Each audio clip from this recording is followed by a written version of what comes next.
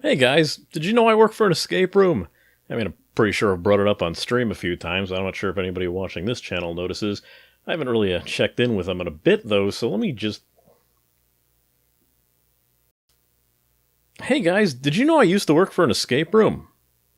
My interest in this concept of escape rooms was strong enough to get me this very short-lived job at one of these places, as well as run a side blog about them while I was actively seeking them out. So once I came across a game that seeks to bring the entire experience to PC, I was interested right away. I mean, sure, the concept isn't exactly rare in video games, and you could argue that point-and-click games are among the same idea, but what sets this game apart is the idea of presenting new rooms to tackle on a regular basis. So, let's see how the idea is shaping up in the alpha build of Escape Simulator.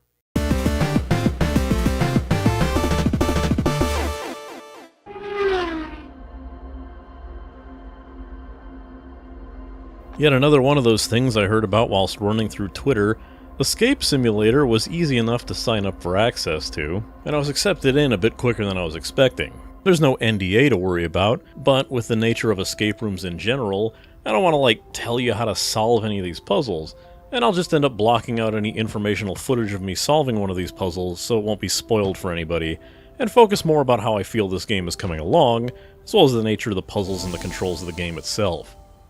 Shooting for a style more akin to realism, the game seems to fit the aesthetic of an escape room, while also looking like your standard engine asset build game.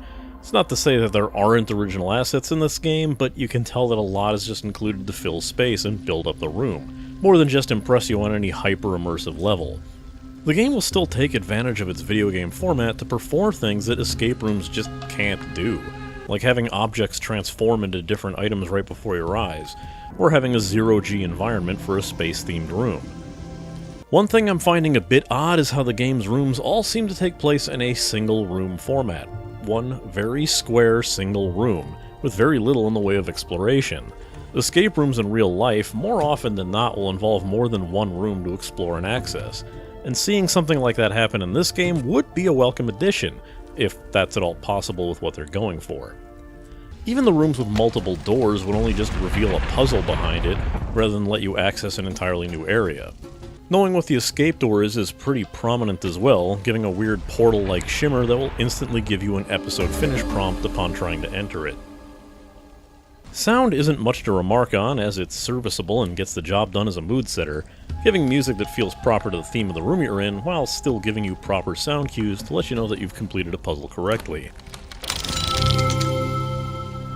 Those familiar with how escape rooms work will likely expect some sort of time limit. The industry standard is an hour, but this game doesn't seem to have one of any length.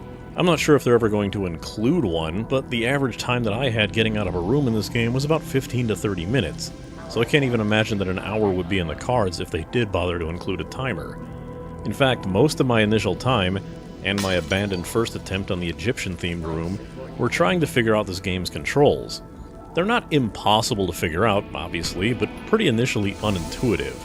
They've recently implemented a tutorial room featuring no real puzzles, but plenty of objects to mess around with, and a proper explanation of most of how it all works.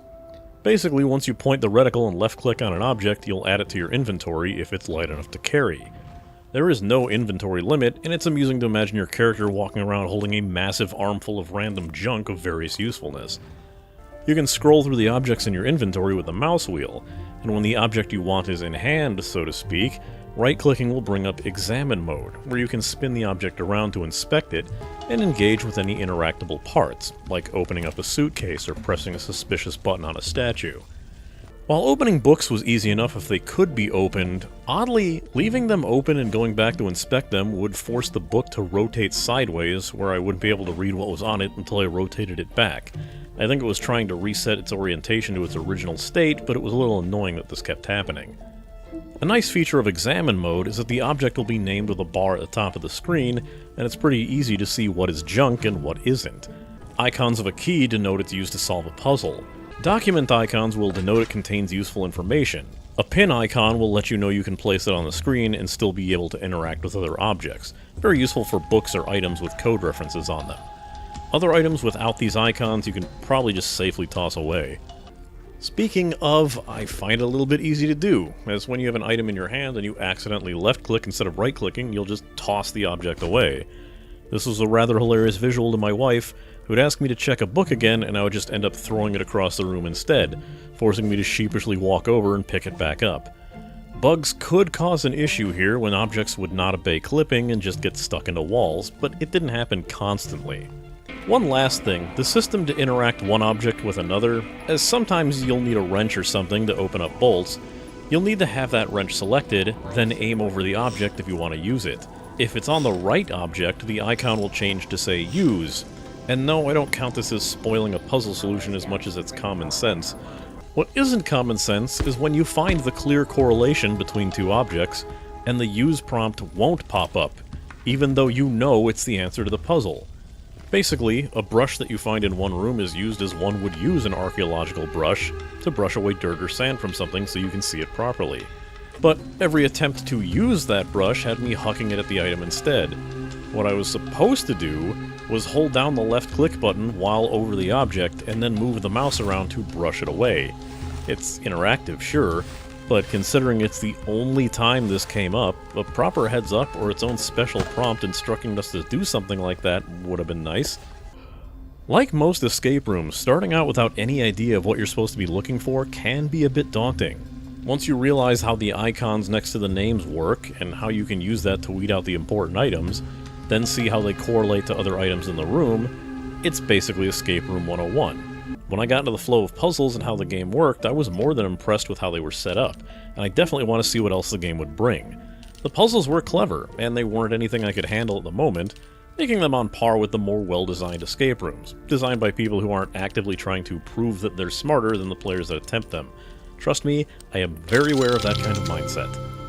Since rooms are over pretty quickly, if you have any sense of familiarity with standard escape room puzzle mechanics, there is another bonus objective for collecting tokens that are scattered around the room.